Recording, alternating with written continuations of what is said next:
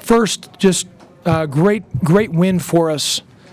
SMU is obviously very, very good. And I want to say, I thought Coach Brown, obviously he's one of the greatest coaches ever to coach regardless of sport. And I thought that was an extremely classy move to allow us to get those seniors in there. So I'm very appreciative of that. And that was an extremely classy move, first-class move by Coach Brown. So thanks to Coach Brown for that. Secondly, obviously the crowd was terrific. It helped us throughout when we were struggling, and the crowd was great, was loud, which was terrific. And then two other things. Third thing is we did not play good offense the first half. That is for sure. We were poor offensively the first half, especially shooting. But the reason we were able to hang within 4 points was because of our defense. And we defended. Unlike Thursday, we really defended well, and that allowed us to keep the game close and only be down 4. And I thought Austin Nichols and Nick King really made big plays in the first half to allow us to stay close. And then we were down 24-17, and we were able to weather that storm as well too. And then the second half, we started out well. And I think we went on a 7-0 run. Coach Brown had to call timeout, and that kind of got us going. Seesaw back and forth a little bit. Then Chris Crawford, hit big shots. Joe Jackson's three-pointer, I think, just helped kind of get us off the snide of making some threes. He hit that big three, then it just became contagious. And as I always say, when you make shots, we were 0 for 6 the first half, 6 of 13 the second half. SMU was 4 of 9 from 3 the first half. And they were 1 of 5 the second half. We made threes the second half. That allowed us to get the victory. Michael Dixon hit a huge three off of Shaq's post pass late, and we played well. We executed for the most part for the whole game, both defensively and offensively. That's a great win. It's going to allow us to stay in the top 25. Very few teams who started the year and finished the year. I kind of look at Monday as the final poll because after Monday, conference tournament and NC2A tournament, the poll is not as much as the polls as really that regular season. We will have stayed in the top 25 from point A to point B the entire regular season, which is not easy to do. And those senior guards willed us to a win tonight, this afternoon. Those senior guards would not let us lose, and I'm just so proud of those guys. And they've meant so much to the program, especially Chris and Joe. I mean, those guys have kept the program at such a high level and took a chance on us when the program when it wasn't cool or there's a lot of unknowns. And those guys have stuck through the good and the tough times as well too. So wonderful win. Obviously we got to be better about taking care of the ball. We really had 17 turnovers because I had that last one to get those guys in. But other than that, and we got to make free throws, but other than that, we've played a very good basketball game. It's a great job to be able to get that win, and just very proud of the guys. Coach, how happy were you to see Joe finish his career here off in style, given the way the last couple of weeks have gone? Joe and Chris both helped. They got us over the hump. They stretched that lead and made the game, gave us that lead because those two played at such a high level. And they made some big-time plays, both offensively and defensively. So I was so happy for those guys. And I thought Shaq Goodwin, even though his stat line might not show it, I thought Shaq really gave us good minutes and did some great things in that second half. I tell you, Austin Nichols just keeps getting better. I don't know how he couldn't win Rookie of the Year, in the league, but he's awfully good. He's got to continue to get better, but you can see him getting better, but you can see his progress coming along. So and as all the guys, but we struggled that first half, but I tell you, those senior guards really came through for us that second half, big time. Josh, the last 2 weeks, you've basically had 24 hours to bounce back from a less than stellar effort to play a big-time opponent, and you've won both those games. What is going on in those 24 hours with this team, what you're saying to them, and how they're responding? Well, in versus Louisville, we were 6 of 9 from three-point range, and they were 4 of 23. And versus SMU, we were 6 of 13 the second half in the three-point range, and SMU was 1 of 5. That's what it is. Cincinnati, we couldn't make a shot. If you don't make shots, hard to win. And we made shots versus Louisville from 3, and in the second half versus SMU. So, everybody knows me. I'm a guy that's, I think it's important during that time period. You got to keep guys positive, upbeat. You can't dwell on negativity.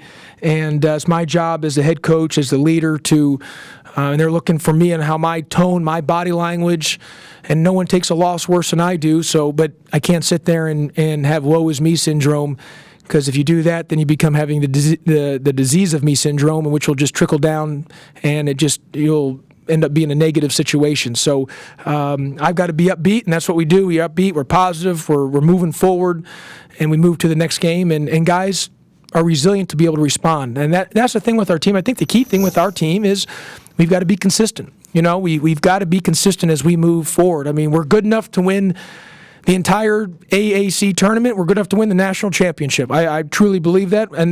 But if we don't bring it, like we didn't against Cincinnati, and Cincinnati deserves credit to beat us, or Houston or any, then you can lose the game. So that's the truth to it all. But I'm hoping in this part of March, we got to now move it forward. So, but hey, we played 9 top 25 teams, and we were 5-4 this year against the top 25, which is a great thing. And people just have to understand, in this league, this is big boy league now. This is like the best league in the country, and fans, media, anyone else that doesn't understand that this is not the same league as maybe in this isn't the high school league. This is the elite league of the country. And you look, Rutgers, almost beat Cincinnati today, I heard. And I mean, it's just every night you got to bring it. Otherwise, you're going to get beat in a league like this. But I also think this league will also prepare us as we move forward into, obviously we got next week for the conference, but also when you go into the NCAA tournament. Josh, I know you have 4 senior guards and you rode them all year, but is there any thought to putting Dom and let him control the ball with that move that he made to the basket early in the first half? I was about to sub Dom out, and then he made that play, and I pulled Nick off and let Dom continue to play. And Dom gave us good minutes in that stretch when we were struggling a little bit, and he did a good job defensively. And he made a big play there on that basket. I know he had missed that one layup. Just I don't think he's played in a long time, so he's a little exhausted. But I'm telling you this right now. Dominique Woodson is going to be very, very good. If you see him in practice, the guy is extremely skilled. He's got unbelievable hands. He's got great feet. Dom's got a chance to be an elite big man in college. I'm just telling you. The thing with Dom, it's not physical. It's straight mental. And as long as mentally he's with it, he's got a chance to be an elite guy in the college game because of his size. There's not too many teams have guys like him, and he can move his feet. So the main thing with Dom is strictly mental. That's the 100%. And then whoever I hire as a strength coach will have to do a great job with him, making sure his body's in the best shape leading into next season. Oh, what's going on with the turnovers lately? And second part of the question, what was said to the 4 senior guards after? Did you say anything, or did they just take that upon themselves to play better in the second half? Well, no. Well, first of all, the turnovers, Jason, we got to do a better job taking care of the ball. We got to value the possessions. We sometimes try to hit home run plays, and you've been at practice. I mean, it's simple singles. Just simple is powerful. We don't need to hit home runs. We've got to keep things simple. When we try to hit a triple, a home run, it just doesn't. Yeah, we might get it, 1 or 2 of them, but the percentages don't work in our favor. We've got to do a better job of valuing the ball. Now, I thought we were better today of turning, where we didn't do a good job against Cincinnati. We turned SMU over better today. And let me tell you something, SMU is a very good team. They'll be picked to win the league next year by a landslide. They'll get every first-place vote to be preseason picked to win the league, and they'll be a preseason top 5-7 team in the country. Secondly, to answer your question, at the half, I did tell the guys, just, hey, keep shooting. We're going to be open. We didn't play real well. We're down 4. We just got to stay the course. And we're going to find a way to get a win. And we just made a normal halftime, and the guys responded that second half. Really proud of the guys. Josh, in years past, you've talked a lot about team improving as the season goes along.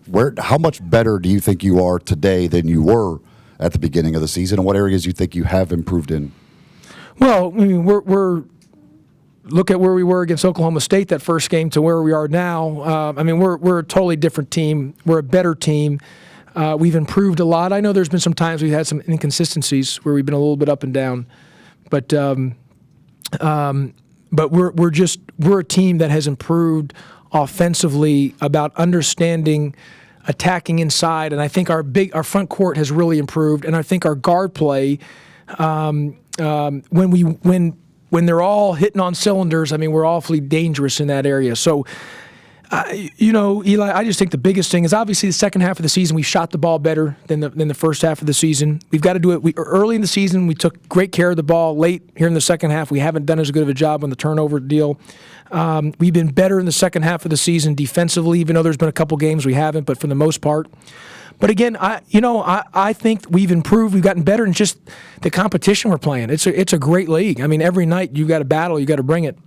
So, can we continue to improve? Absolutely. And look, who we continue to going to play moving forward, it's going to be all high-level monster teams, and you're going to have to be great every time you step on the floor. And if you could put this in, talking on radio or putting the paper on, ticket sales start on Monday, well, we got to make sure, because Louisville, Cincinnati are trying to buy up a bunch of tickets. We can't allow that. The tournament's here in Memphis. The place needs to be packed in blue. I mean, it would be an upset if there's more red of Cincinnati or red of Louisville than Memphis fans. So it is the best basketball tournament in the country this week. It's here in Memphis. Let's not give it away for the following years by doing that, because it becomes a business. Buy the tickets. Buy the tickets, and it starts on Monday. Ticket sales are so critical, and we try to sell the place out. We will play at 8 o'clock on Thursday night. If UConn wins, we play SMU. If UConn loses today, we'll play UConn. So it's going to be a high-level game. But we cannot have more red in this building. We got to pack this building with blue. That would be an unbelievable upset if we allow too many red shirts in here. So whatever we got to do, let's pack that place out starting on Thursday and buy those tickets for the conference tournament. What will that be like if you do get a third shot at UConn or even SMU for a third time, given that you just played them today? Be just an elite level game. But that's what it is at this league. Everyone you play is going to be an elite level game. I think it's going to be the best conference tournament of any league out there. I mean, you look at the top. I mean, it's just those teams or those top 5 teams are really, really good. And Houston's got players. And you look what happened with Rutgers, almost beat Cincinnati. I mean, everyone's got players in this league. And I think Temple's is a dangerous team because they got those guys that can shoot the ball. Josh, a different maybe set of rules on taking 3-point shots for Chris and anybody else. He shot his way out of being cold into being hot today. Yeah, I mean, you're going to live and die with some of his shots, and he's won us a lot of games with his shots. He's won us, conference tournament. Last year's tournament MVP. He won us the conference tournament basically a few years ago at UTEP. We had to win that conference tournament, and he made some big plays, made some big shots. Obviously, Louisville. I can go on and on about some of the games I can remember, just huge games where he's made big threes. And so a guy like that, you just got to give him confidence and you got to give him the green light. And if he's making them, he's awfully good. And if he's missing them, you got to tell him to keep shooting. Anybody else? Okay, thanks, everybody.